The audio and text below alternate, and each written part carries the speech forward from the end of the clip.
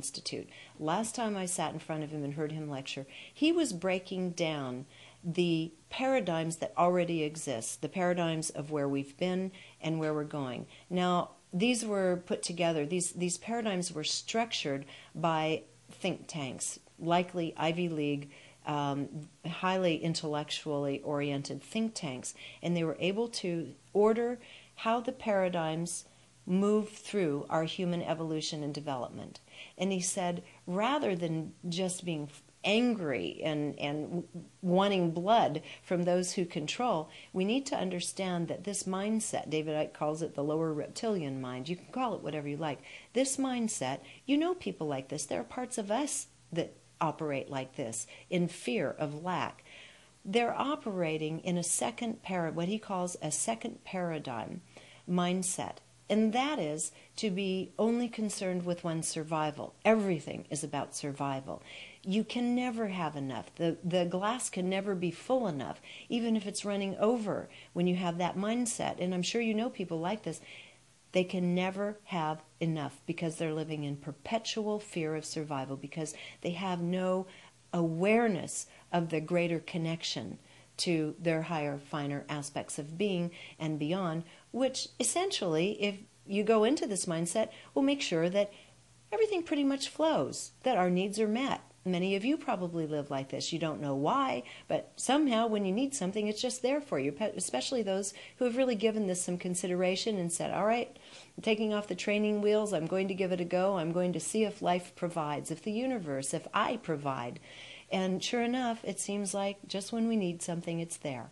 Now, that's all within the larger constructs that each one of us are participating in. There might be a time when maybe some of the money isn't there, but maybe a neighbor or a sister or brother is there. But it's always there, okay? For the most part.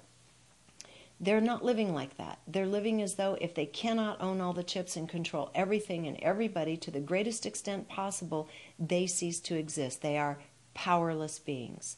And so, in reality, this does put them in a very powerless position in the end. And that power is starting to dissipate. I mean, that's the good news. I meditate a lot. I look at things on a deep level. I've been sensing and feeling for a good while now that there's increasing frustration and infighting because the powers, these kinds of powers that they're working off of are beginning to dissipate. They're no longer compatible with what the universe is offering, with this cosmic event, this pressure that's going along. They're living in an outdated paradigm.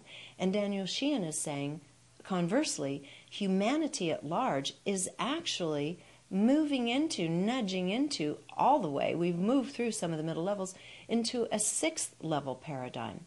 Sixth level is really much more concerned about cooperation and what works for one should work for the other, and highest, best good of all kinds of concepts.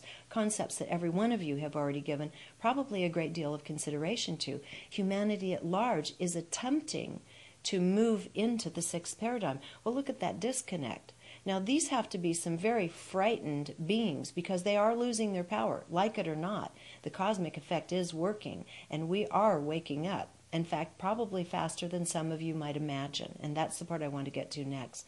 So we can keep on pushing and blaming and so forth, and certainly it's enraging. Many of the little stunts that are being pulled right now, not so little stunts, are absolutely infuriating. However, rather than going into that emotionally and starting to create that within our matrix, instead, note it, note where the rest of us are moving, and if you're going to attach to and choose the quality of our emotional and mental space, I think we need to really seriously consider moving away from the fright scenarios. Just register, got it, yeah, I see, possibility, might happen, probably won't happen. I'm not going to give it any more of my emotional energy, and let's start moving into what the more likely scenarios are. Now, back to Cliff High's work. I asked him at some point in the interview, what do you really feel? Because some of his stuff can get pretty frightening. If you want to go just to the dark end, and some of the interviews I've heard with him have really gone to the dark end, I hear something else in his voice, and I didn't really feel we had to spend a whole lot of time there. I wanted to get the deeper picture. I'm not looking just to gratify this fright factor in me and create a fright factor in you so that you get addicted to coming back for more of this fearful food. That's not what we're doing. Scott and I are not on board with that. That's not it. So